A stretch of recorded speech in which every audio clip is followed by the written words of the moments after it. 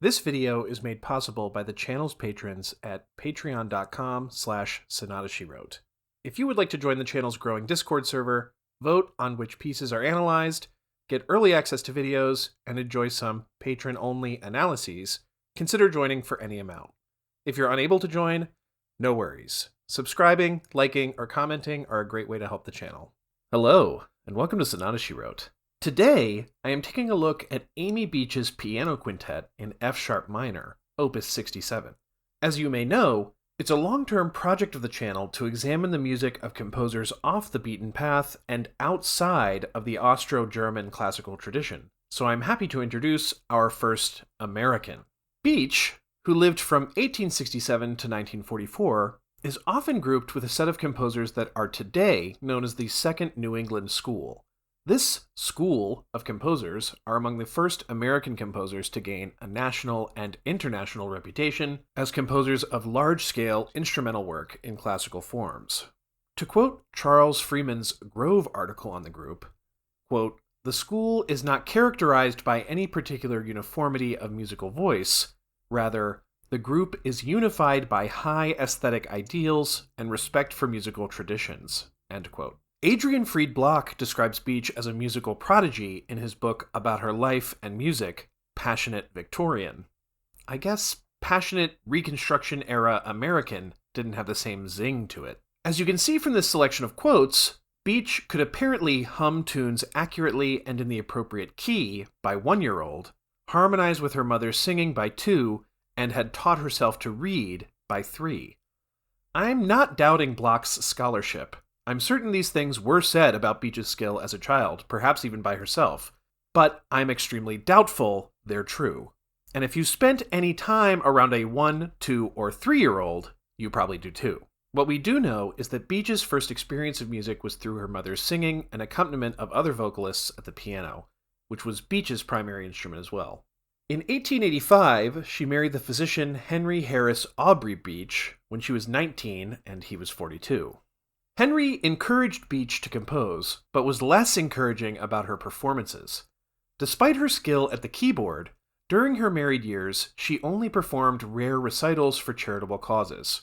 It was at 2 such performances with the Niesel String Quartet that she familiarized herself with the piano quartets of Robert Schumann and Brahms, before composing her own around 1905 and publishing it in 1908. This piano quintet is, at the time of making this video, the most modern piece I have analyzed on the channel, and so this video is going to be a little different than usual. Of course, I'll be taking you through my own analysis of the piece as always, but I'll also be defending my choice of harmonic and formal analysis, meaning why do I think it's appropriate to apply Roman numeral analysis, typically used for music of the Common Practice period, and sonata theory, a style of formal analysis that is specifically meant to apply to 18th century music, to an early 20th century and extremely chromatic work such as this. My reasoning is that as this piece proceeds, the harmony betrays a Romantic era obsession with making the dominant appear, not as a goal in and of itself, but as a method to reach tonic cadence. Over the course of the work, I'll be highlighting moments which, to my ear, are attempted and often stymied harmonic trajectories which clearly highlight the struggle of reaching a dominant to tonic cadence, which is essentially what a Roman numeral analysis, in my opinion, should be highlighting.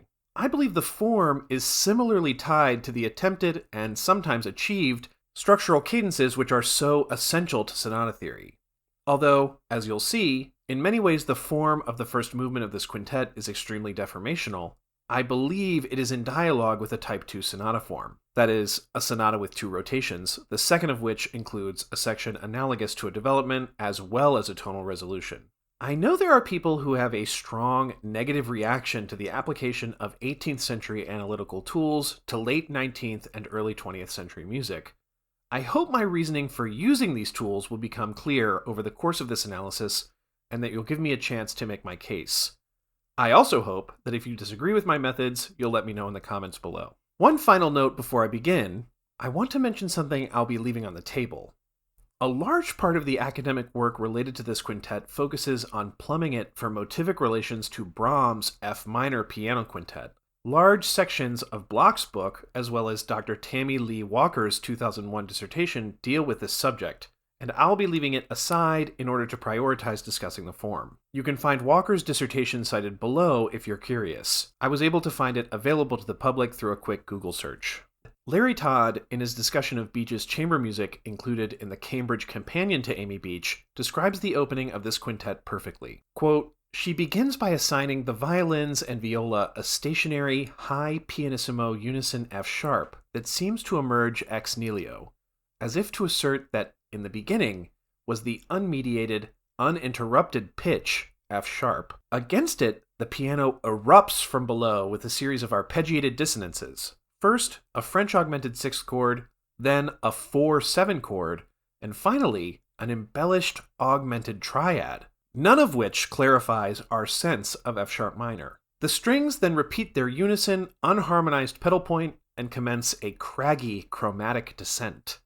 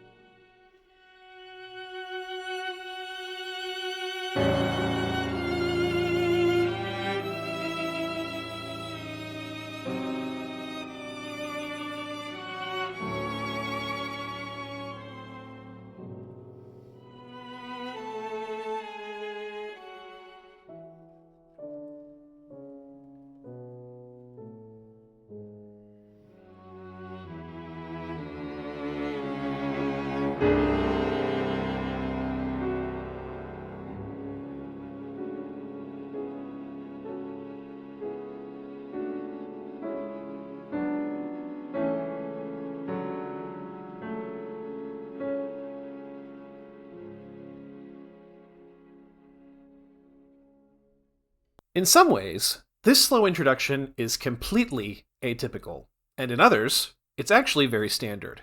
As Todd knows, against the ethereal F sharp in the strings, the first harmony is a French sixth chord that points not to the dominant, but to the subdominant.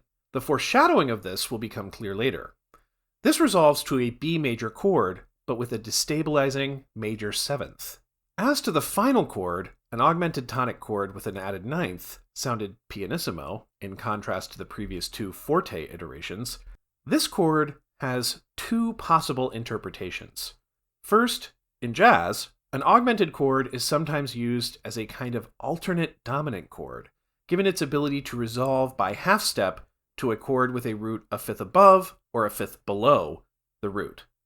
In this case, it may point to either the dominant C sharp major chord or to the subdominant B minor. It shares common tones with both. C double sharp becomes the third in B minor, or G sharp becomes the fifth in C sharp minor.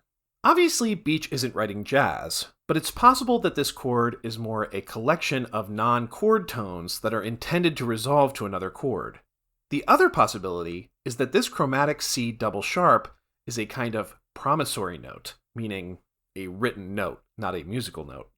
A technique used by Schubert and discussed both by Edward Cohn and Susan Ewens, a chromatically altered and highly dissonant note which in some way foreshadows the expressive journey of the music which follows. Ewens highlights a specific use of an augmented tonic chord functioning as a promissory note in Schubert's song Tränenregen.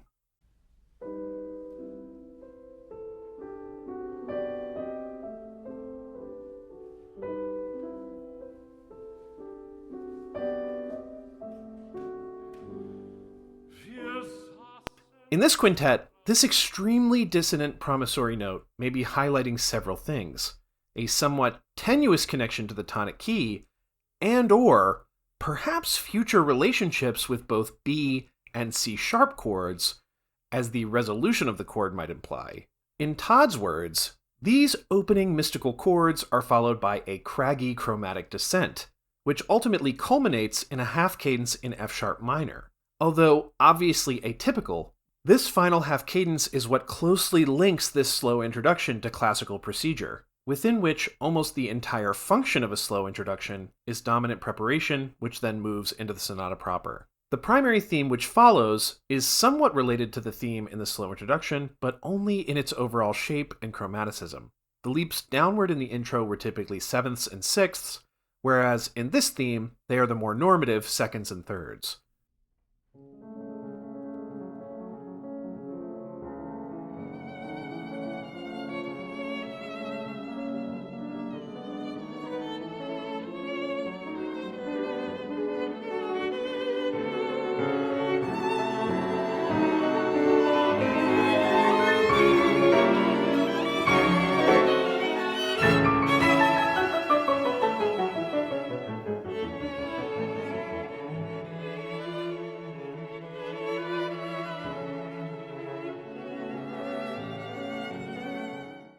The overall trajectory of this theme as it descends, however, is not the expected C sharp, but rather B, which it hits twice before reascending to increase tension.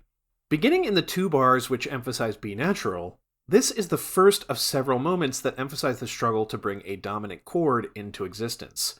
Predominants, such as the Neapolitan, and secondary dominants of 5, although destabilized by chromatic tones, clearly point to a dominant chord which eventually culminate in a failure to reach a half cadence. Rather than a true dominant chord, Beach opens the much weaker minor 5 chord, a technique of Brahms she likely picked up from his quintet. This is followed by a section which is difficult to label.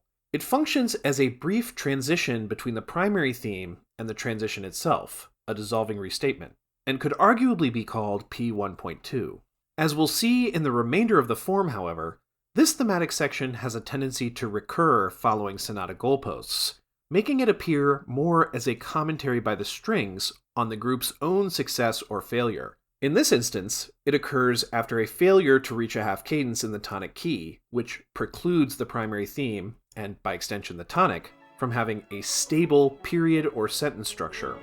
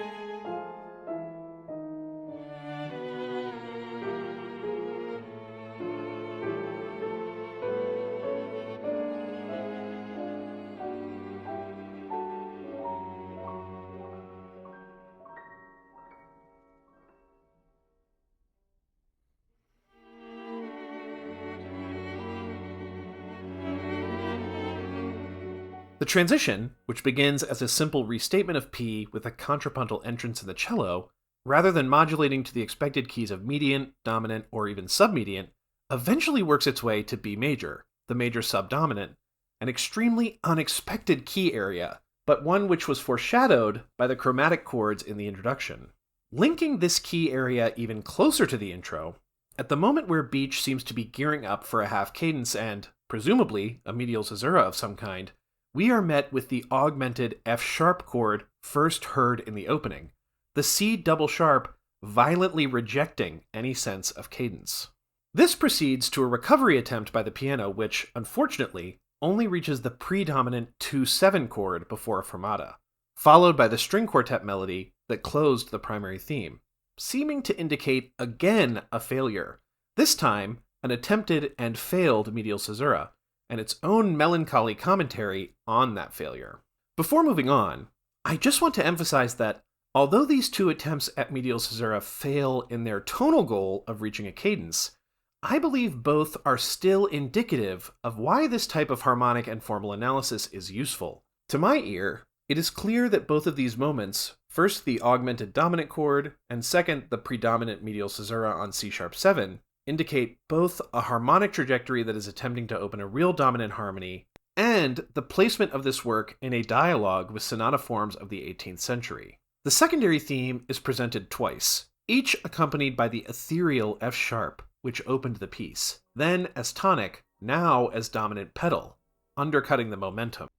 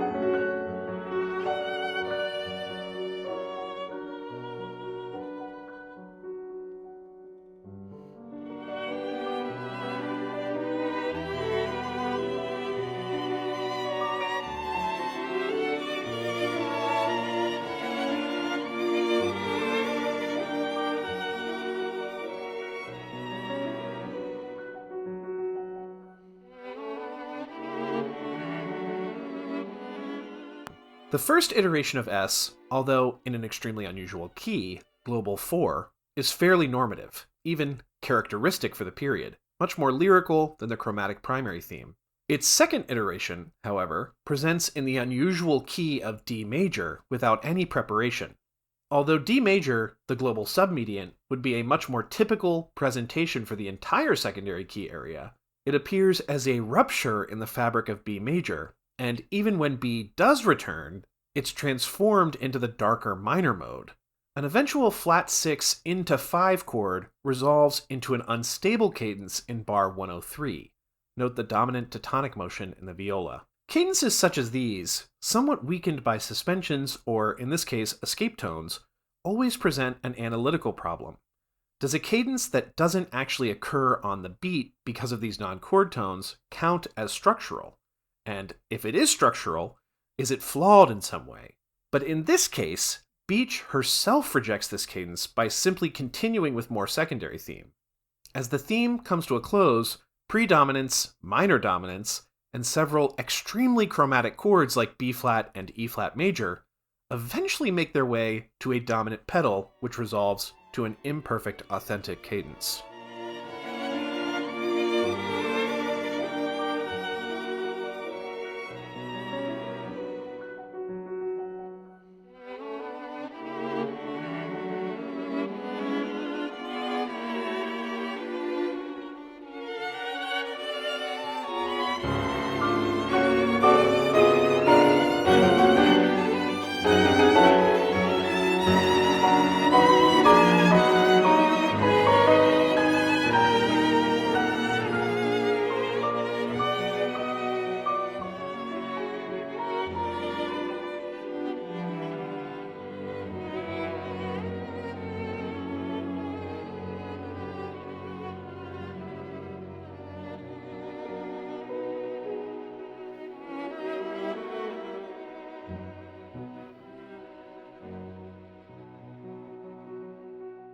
As you can see, this cadence and the material which follows presents new difficulties. First, the cadence is again problematized by suspensions.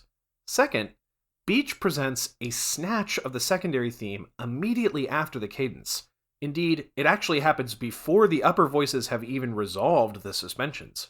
This opens up the potential for labeling this as C as S aftermath.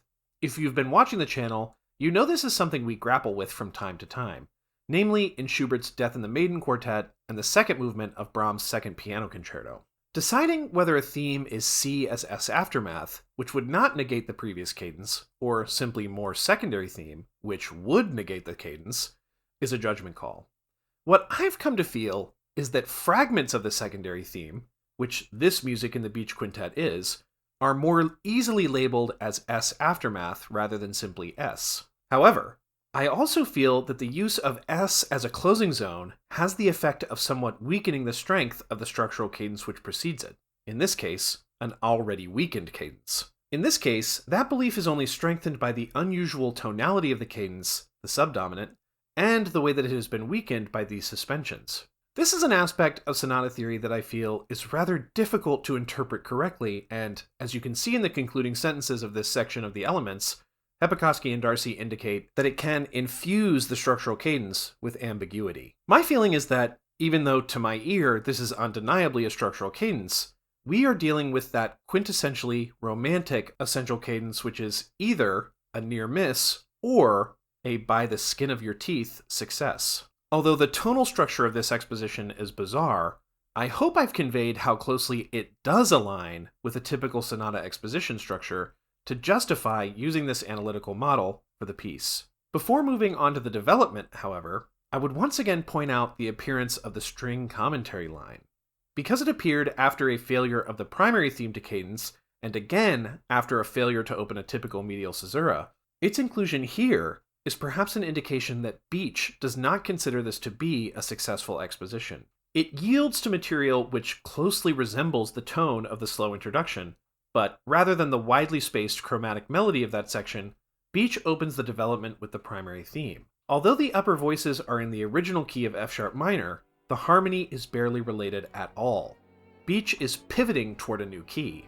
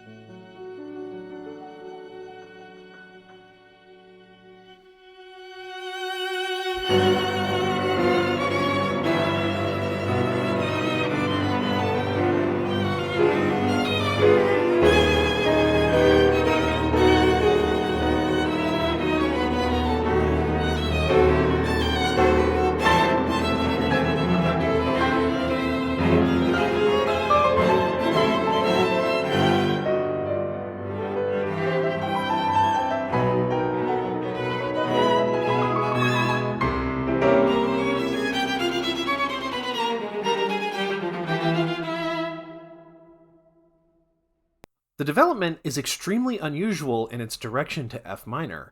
However, we actually have a precedent for this same move, in this same key, on this very channel. Hélène de Montgero's F-sharp minor piano sonata makes a similar tonal move in the development up to and including the key signature change. I'm not making an argument that Beach, in a peak of girl bossing, gaslighting, or gatekeeping, somehow borrowed this from Montgero. It's unlikely that she was very familiar with Montgero's music. I'm simply pointing out the classical era precedents for a tonal move like this. What's much more unusual is what's about to follow. Beach is going to weave together the primary theme in a slightly simplified form with the secondary theme.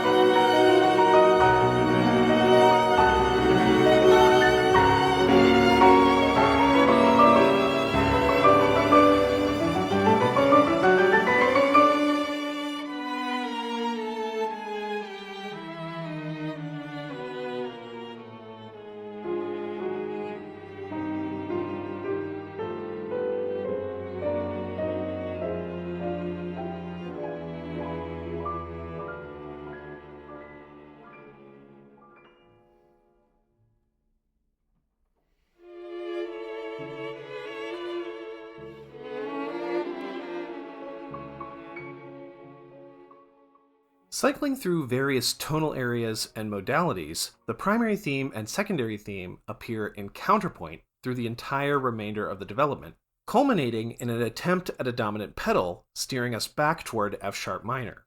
Unfortunately, an attempt is all it manages.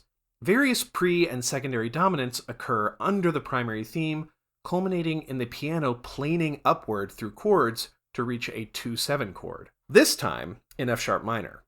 An attempted medial caesura which very closely matches that of the exposition, including the introduction by the string quartet here. If you recall, at the beginning of this video, I stated that it was my contention that this is a type 2 sonata form. But you may be asking yourself, how can that be, when the development was, essentially, fully rotational? The simultaneous interplay of the primary and secondary theme sort of puts the kibosh on any sense of rotation in the development, but certainly material from each side of the medial caesura was present. In sonata theory, this is known as a type 3, type 2 conversion. Essentially, the practice of setting up a, more or less typical, development that is fully rotational, only to dismiss the, again, typical recapitulation, and end with a tonal resolution which uses only the secondary and closing themes.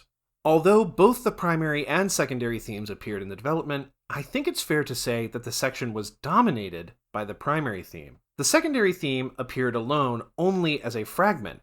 At all other times, it was heard simultaneously with the primary theme, which I think reduces its rhetorical strength. There's another small problem we run into when discussing this movement as a type 2 sonata, which specifically relates to the coda, so I'll discuss that when we get there. For now, similar to the exposition, the secondary theme first presents in F-sharp major, a good sign, but it seems to quickly lose its sense of self and appears in the mediant A major, which causes it to lose its grip on the major mode slightly, and after the first two iterations, you can see several minor tonic and dominant chords. Again, demonstrating both how highly chromatic this work is and, in my opinion, how closely it is tied to pre-existing diatonic structures.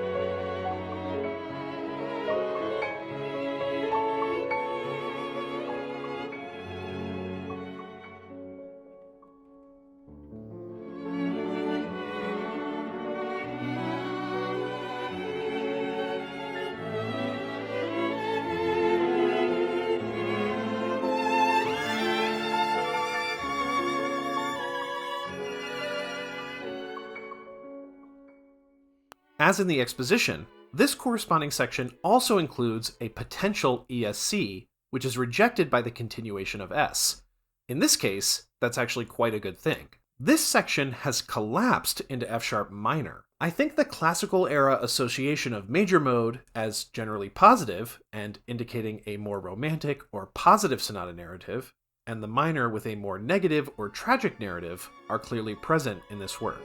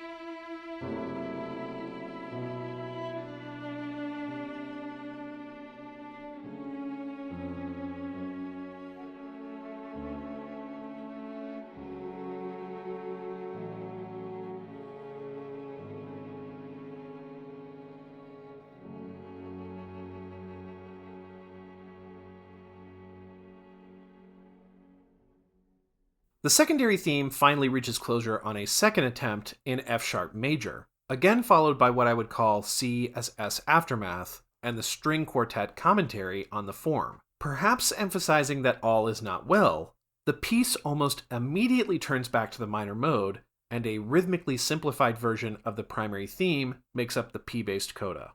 This coda presents the main argument against labeling this movement as a Type 2 sonata. The P-based coda has occasionally caused theorists to label Type 2 sonatas as having a reverse recapitulation. Obviously, I tend to side with Hepikoski and Darcy when they write that, quote, "It is not reasonable to claim that when such a tonic P restoration occurs in a Type 3 sonata, it is self-evidently a coda, while when it is found in a Type 2 sonata, it is to be considered part of a presumed reversed recapitulation." End quote. However, let's say you're one of my more contrarian viewers and don't find arguments based in sonata theory to be effective in reinforcing sonata theory as a tool, which is fair enough. What I would say to that viewer is to look at the contents of this coda. If we were to assume that this section was indeed a reverse recapitulation, does it not naturally follow that the primary theme section, rather than the secondary theme, would include the sonata's tonal closure? I believe it does imply that, and yet you can easily see that there is no cadence in this section of the work. Even the occasionally found cadential repetition is absent. I think the fact that the tonal closure occurs within S-bass precludes the reverse recapitulation as a potential compositional strategy here. Although, of course, my main purpose in this video was to share this work with you, as it reached into the much nearer past than the majority of music I analyze, I felt it was somewhat necessary to defend not just my analytical choices, but whether the method should be applied to this music at all.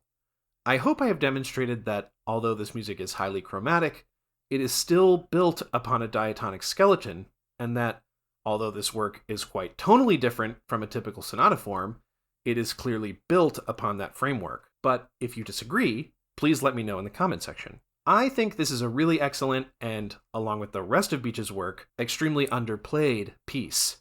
It has a kind of indefinable American sound to it. If you agree, and you'd like to see the other two movements analyzed, let me know that as well.